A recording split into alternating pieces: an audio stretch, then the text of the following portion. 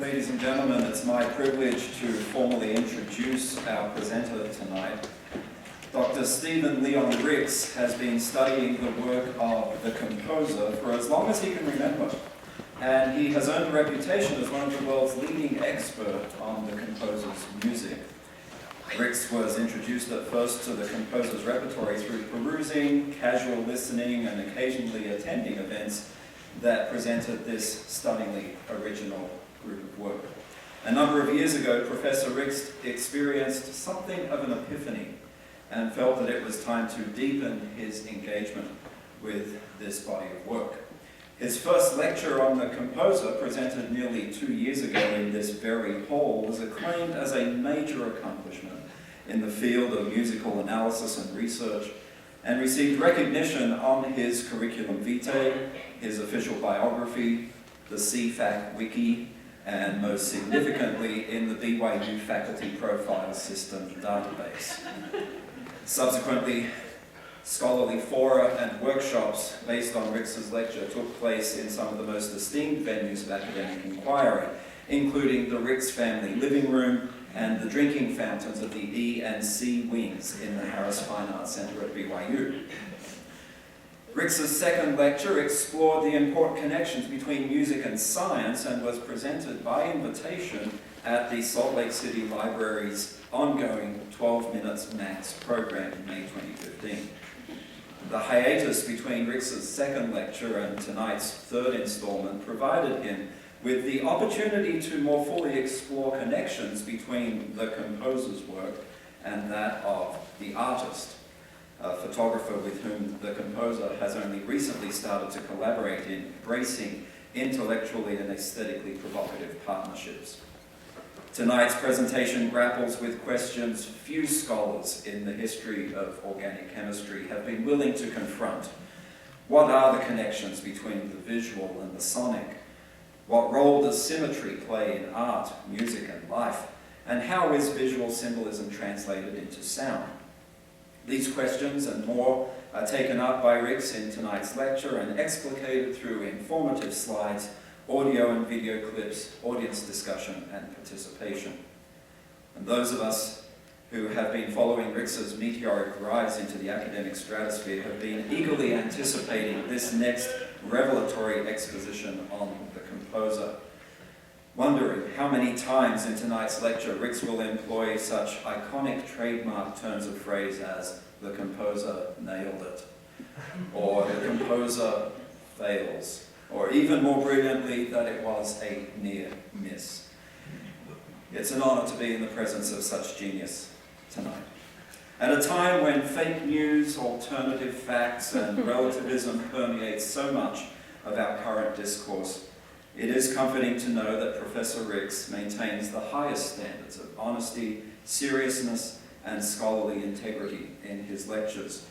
There will be nothing flippant, no mock pomposity, no casualness or shameless theatrics to detract from the momentousness of Ricks's endeavor and the depth of his piercing intellect.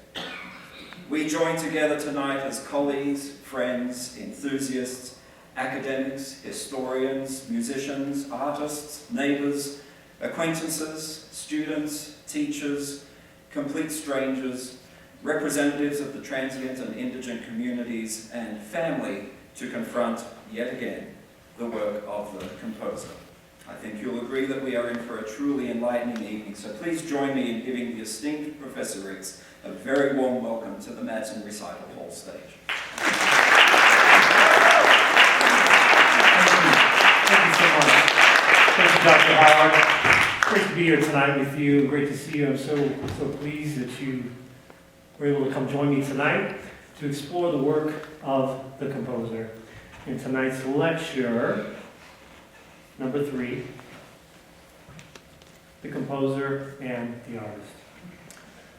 You know, everywhere I go to talk about the composer, it's really met with with a great response, I've only actually given this lecture at one other place other than this, but that's the Salt Tiger. But it wasn't quite as well received there as it was here the first time. But this time, I'm really hoping for a better response.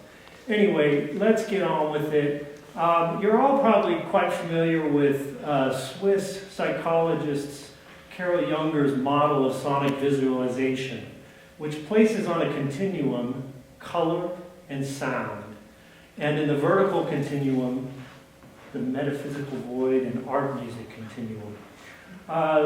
Just to talk about this for a brief moment, I think we can all imagine the sort of continuum we're talking about here is the realm of the visual as represented by color, and the experience of the visual, and then the realm of the auditory as experienced through sound. The metaphysical void, really kind of a question mark. Not sure what Junger really means by that, actually. But future studies. Art music continuum. Yeah, bit of a question mark there. But let's continue. So this engagement with Junger's theories was something that interested artist Brent Barson, who, I just wanted to point out something that clearly Brent was here a victim of the Movember movement in support of men's prostate cancer research, but hopefully that helped. So Brent Barson posited that there was an area in the middle of this continuum represented by shape. That shape is a characteristic shared by both color in the visual realm and sound in the auditory realm. And so he sort of set out to explore this in his own work and in his theories. He created a three-dimensional construct, which itself was a large cube, made up of smaller items, as we can see, cube, cone, and sphere. And then went further with his theory to sort of describe what each of these represented. The cube, representative of human suffering. The cone, as stated there. The sphere, oops, wrong button. Universal experience. Let's take a look at a short video that includes music by the composer and a short video by Barson, which explore these connections and in which the music enhances these relationships between these three symbols. Following this video, there'll be some interactive, there'll be some questions in which I'm very curious to get your responses. Thus the eye clickers that are available at either side of the hall. So if you haven't received one of those yet, you might sort of sneak down and get one while the video is playing or shortly thereafter, and then we'll do some Q&A after that. So let's have a look at this, pay close attention, and then we'll commence with the discussion after that.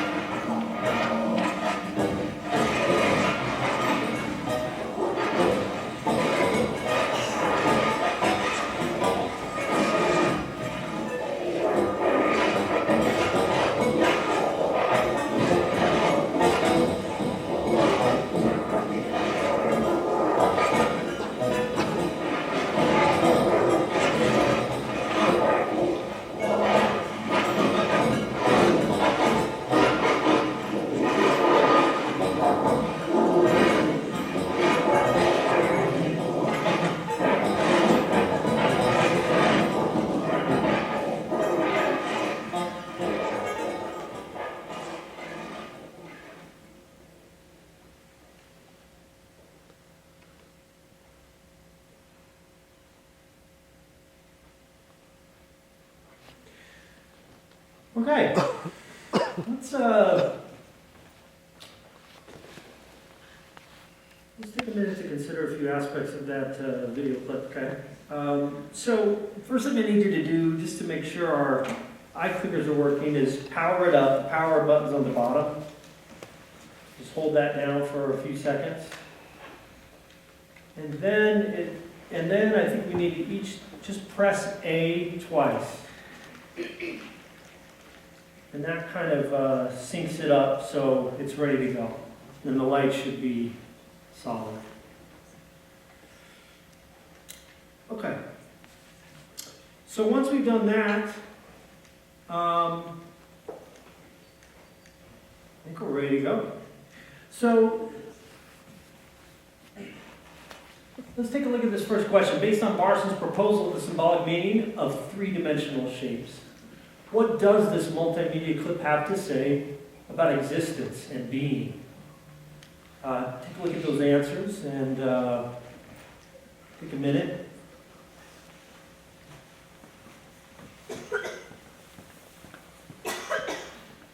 We'll have a look at the results in just a sec.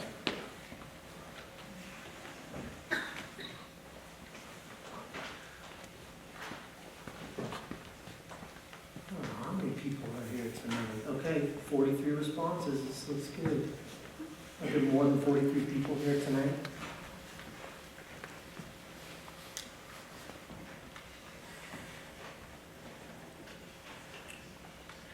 I know some of you are, it's taking a while. It's taking a while, I know. You're giving it a lot of thought, but let's wrap it up in the next 15 seconds, okay?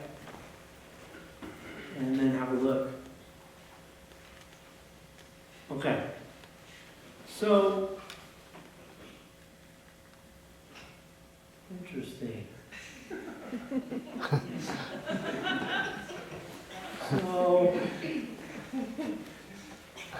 well, okay, so we've got a tie between nothing and play it again, let me dance my answer.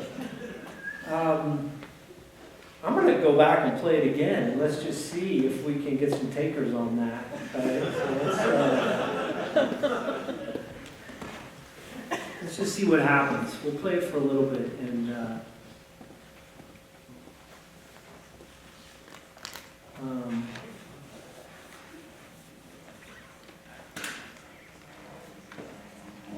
okay, anyone? Yeah. Okay, all right. Yeah, okay. This is helping, actually. Yeah. Okay. Okay, we've got some enthusiastic interpreters. All right. That's enough. That's enough. Okay. All right. Next question.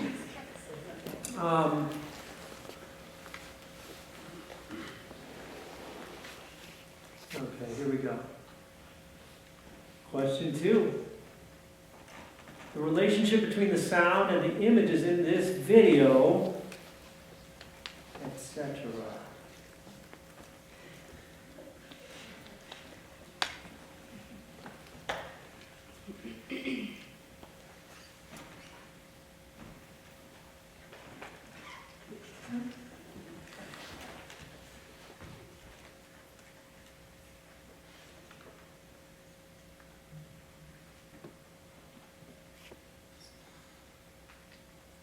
I mean, I'm veering towards A, but that's...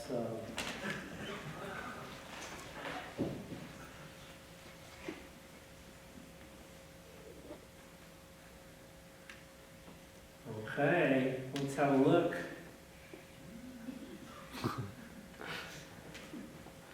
Okay, well...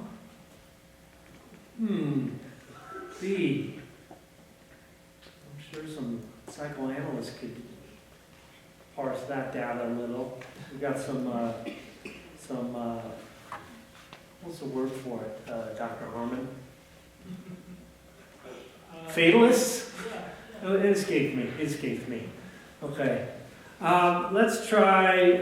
Let's move on. Let's move on. Okay. So next we have. Oh, whoops. You know, I'm learning as we go, and okay. Mm-hmm. If you were to say anything to either the composer or Mr. Barson about this piece, it would be.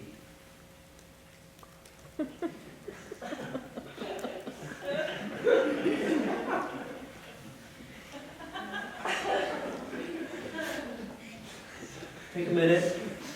Take as much time as you need. In fact, this is going a lot faster than I thought it would. Seriously.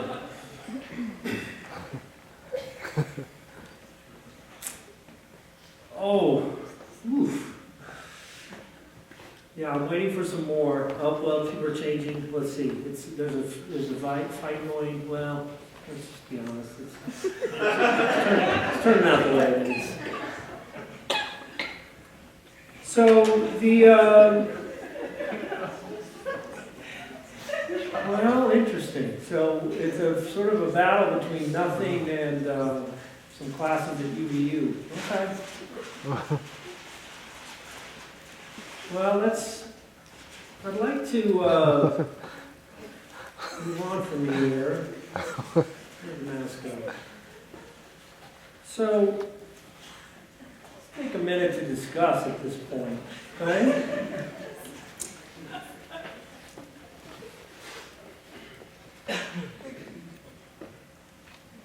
What meaningful connections between color, art, and sound or music have you experienced in your life? Let's just take a couple minutes to discuss. So I want you each to turn to your neighbors, turn to those who are with you.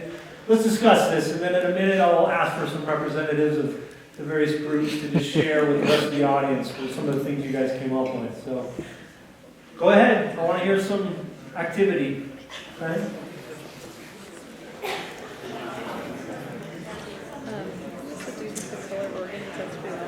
Yeah. That's the end.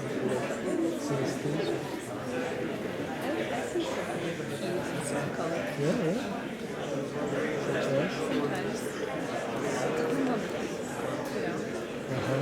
I'm going to get some audience.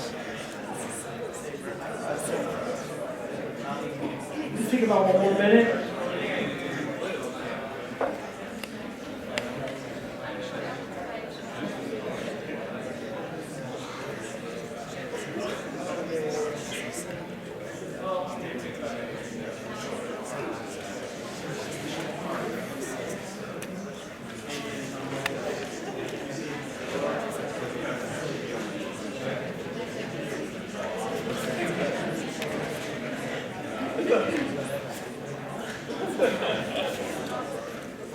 All right, let's come back together.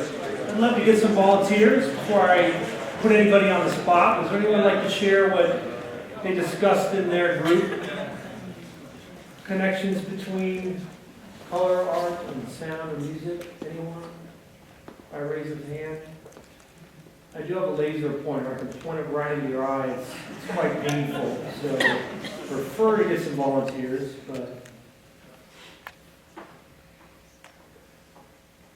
this young couple here, I wonder what you guys discussed. Or we were talking about two things. We were talking about a friend of ours who has synesthesia and explain a little more about that, since someone may not know that. asserts that he sees the color green when notes are in tune. And, synesthesia is when you have a connection in your brain between processing one sense with new senses and often music and color. Yeah, it only occurs to me now that would have been a really valuable thing to explore in this lecture. But, And we were also talking about close encounters of the third kind. yeah, if we could move on to something else, that'd be good. Okay, great. Yeah, I thought of that too. But anyway, anybody else? Anyone else? Yes. Oh, sorry. Did I heard anyone there? Okay. Was saying that he associated the music of the Twilight Zone with the imagery of the Twilight Zone as a person watching it. And I said that was in black and white. But then we decided black and white are also colors. So I rest my case. Yeah, that, you can see some of that come through with my attempt to use colors here on a gray background, and that was intentional. But yeah, that's a great point. Any other, from the back of the hall, anywhere, front of the hall? Yes, Dr. Howard. Professor Ricks, when I hear the music of John Rutter, I visualize the nihilism of Picasso's Guernica. Wow. Yeah. Who's this knowledgeable sage gentleman here? That doesn't surprise me as someone who has sang a fair bit of John Rutter and felt the darkness in my soul just sort of increase, note by note, measure by measure. I think I know what you're talking about. Yeah, we get some nodding heads. Anyone else have that experience with John Rutter's music? Yeah. Yeah. Okay. It's pretty common. Let's take maybe one or two more comments. One more. Yes. Yeah. So, you listen to or study the music of Pink Floyd. It's slow and boring, right? Well, And, yeah. matter of opinion. And lasers are also slow and boring. But you combine the two? Genius. No, it's the opposite. Are you making any sort of commentary on the pace of this lecture and the fact that I'm holding a laser pointer? I'm not sure. Laser made me think If there's a connection there, but maybe you had like 1,000 of them. I'll take it as a compliment. Okay, I think we've had enough discussion. I think we've milked out of this crowd as much as we can that's of worth. Let's move on. So, artist Joe Ostraff is also someone interested in the theories of Younger, but has his own take on them. He's also someone very interested in symmetry. So the composer was drawn to his work as well. The two decided to collaborate together.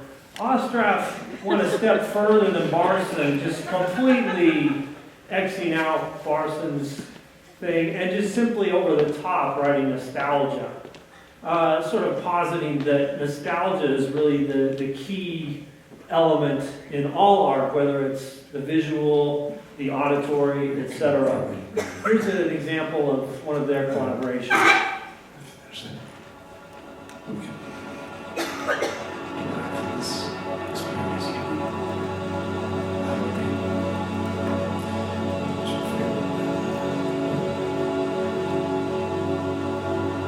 So, we can see here many nostalgic elements from the artist's youth, the traveling on the road, the I-15 from Utah to California, scenes from the beach, scenes from the artist's high school.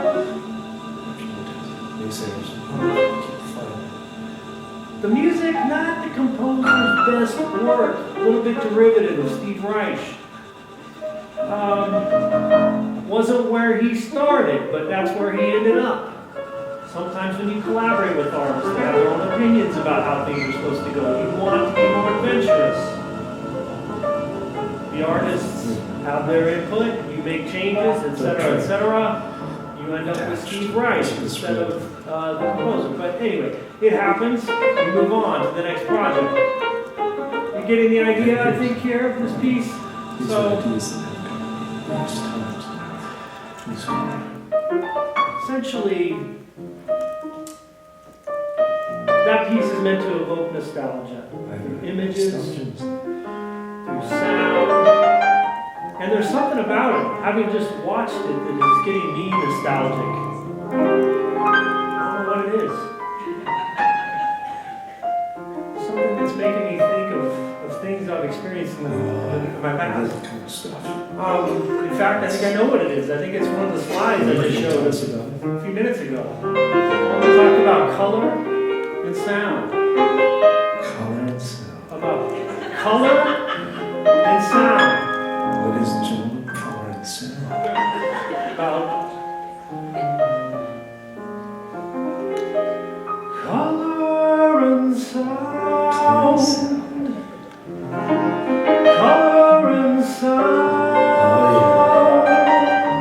Is there anything around that's as beautiful What was that? as color and sound? Really highly doubt it.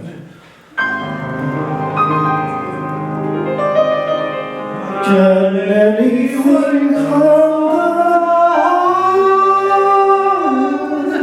like music and art,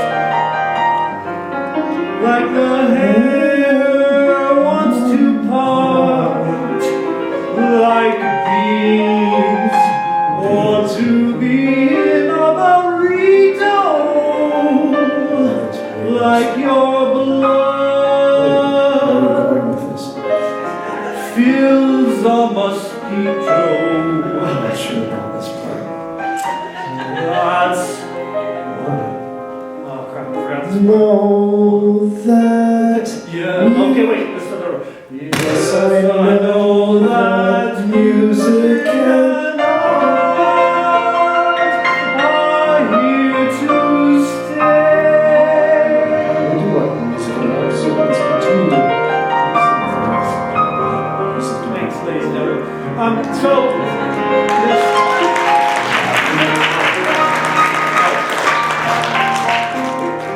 Oh, yeah. you can see posited on this line, nostalgia, memory, experience, mind, body, all these things that relate to that last movie. Let's move on. So we've got the artist and the composer. I haven't talked a lot about the artist. I've told you about a couple other artists that the composer collaborating with.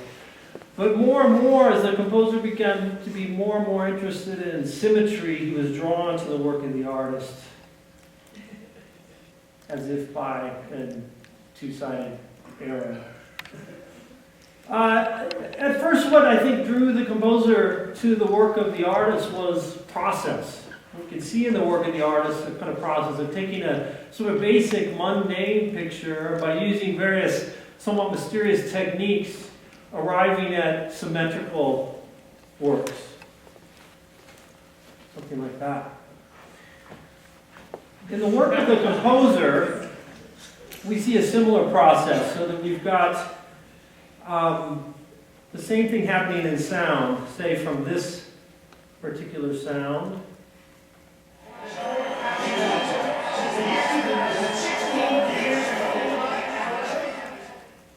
to this.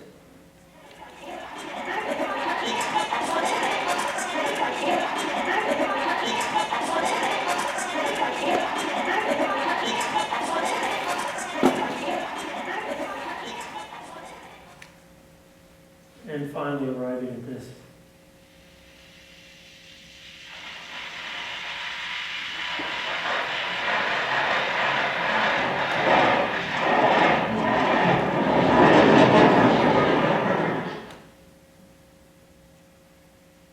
Symmetry.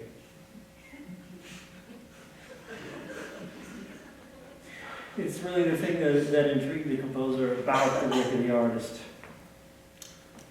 And so the two of them began a dialogue that led towards, or that was hopefully going to lead towards them working together.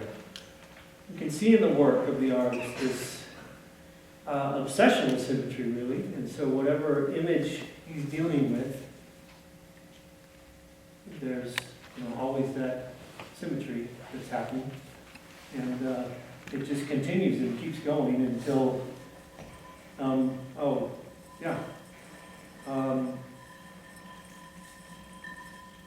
finally the two began collaborating. I think this is one of their collaborations.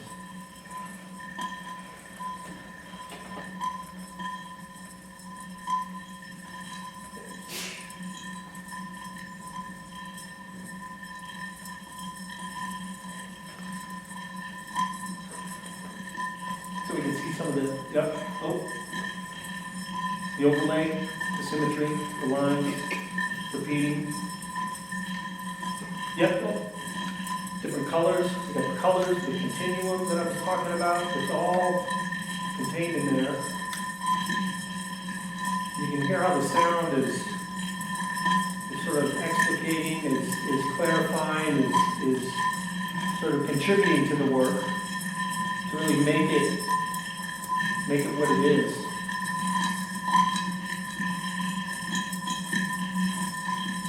And as it continues, it's almost as if there's a sort of transformation that occurs. Almost as if it's speeding up, almost as if the sound changes slightly.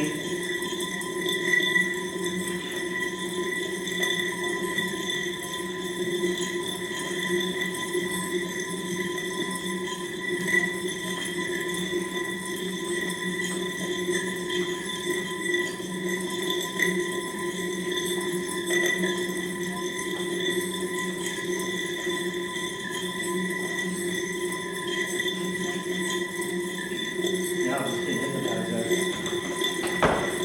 Come on in.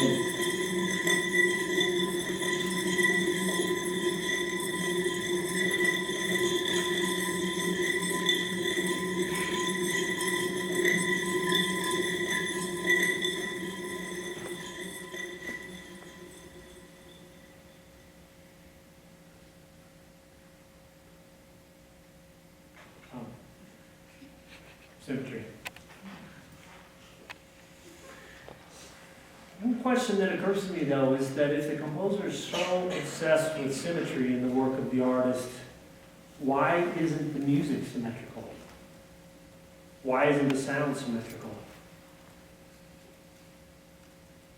Any ideas out there? No? All right. Well, what conclusions can we draw from this? What we see in the work of the artist and the composer is kind of mixing, blending, if you will, of potentially disparate elements but fused together in a very kind of unified manner. We see the kind of dance and color on top of sound, which brings the two together in a kind of obvious way, but in also ways that are surprising and unexpected. And we see somehow in their work a sort of energy which is in some ways difficult to resist, almost impossible to resist, I might say. These are some of the conclusions I start to draw from the work of the composer and the artist.